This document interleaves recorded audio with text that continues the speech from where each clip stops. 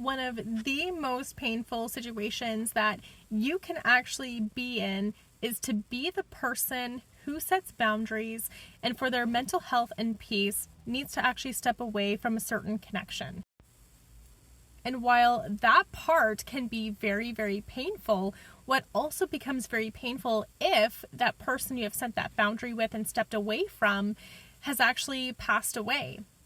So when this happens, this can create a lot of confusion and a lot of dysregulation in your nervous system as well, especially as you're going through the motions of grief, because you will have lots of emotions. And maybe you thought because you set boundaries and walked away, you're not going to grieve nearly as much for this person, but then realize you're actually grieving a lot more than you thought. And then you start to think about, okay, so was I realistic with my boundaries?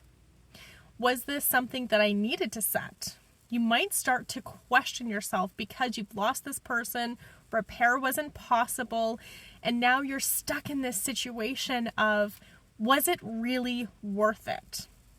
And what I want you to remember in these situations is that communication is a two-way street.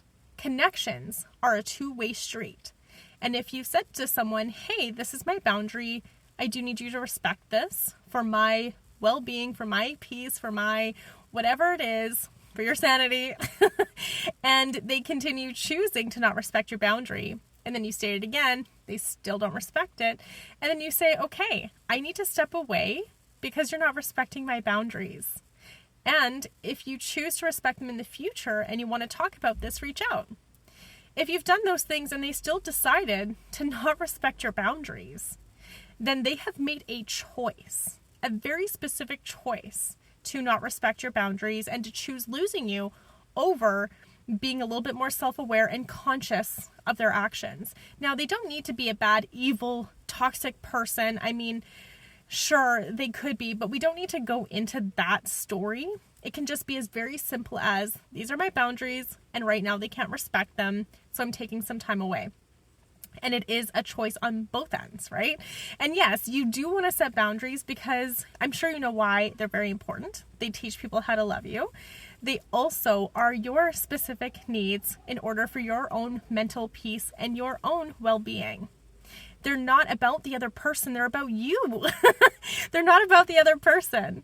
And the thing with this is too, like once you get into this place, and this person has, passed away or something like that, you might start going into this doubt and regret spiral, okay?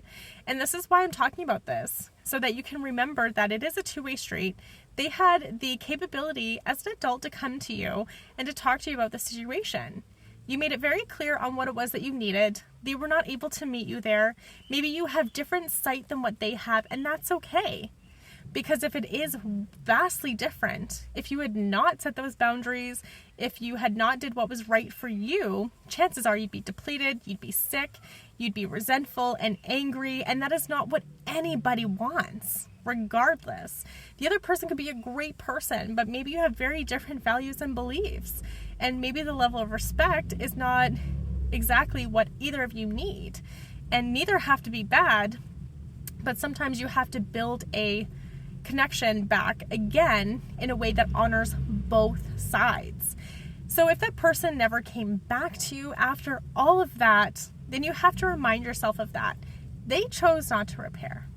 They chose to stay out of your life as well.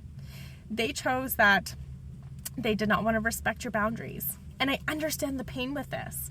I so do, because even on the other side, you can see that they're probably highly traumatized or maybe dysregulated or maybe just very different in just the way that they perceive the world or their values and belief systems. You might know exactly why they are the way that they are, but that doesn't mean you are any less strong in knowing yourself and your boundaries, because this will make sure that there is no codependency. This will make sure that there is no, push and pull and unhealthy give and take, right? There has to be healthy balance with all of these things. So, long story short, with all of this is to remember that, okay? That they made a choice at the end of the day, and that your boundaries are very valid and they're very necessary for your health and well-being. And even though it might be very confusing and a very emotional time, and you are grieving more than you ever thought you would, that is normal and natural, and it's okay. Let yourself feel these things. Let yourself feel it. Do not make a story out of it, though. Do not say, I should have done this. I should have done that. Maybe I should have reached out sooner. Just stick to the facts of the situation. Allow yourself to feel the grief and the pain and any emotion that comes up. Just be with it without making it into a story about who's wrong, who's bad. Just feel. Feel where it is. Breathe into that space until it starts to dissipate, because these emotions will never stay long. They will not be there forever as long as you give them time and space. The only reason why emotions keep on coming is because we're suppressing them. But even with things like grief, they come in waves. And as long as you give them time and space, those waves will end up becoming smoother and smoother over time. And eventually those grief waves will be more like a calm ocean again. So you have to remember those things. These emotions are necessary as you process someone who was once very important in your life, maybe a huge person in your life, maybe family, whatever the case may be. And now you are grieving everything that ever happened, the good, the bad, no matter what. You might be remembering a lot more good times because of it as well.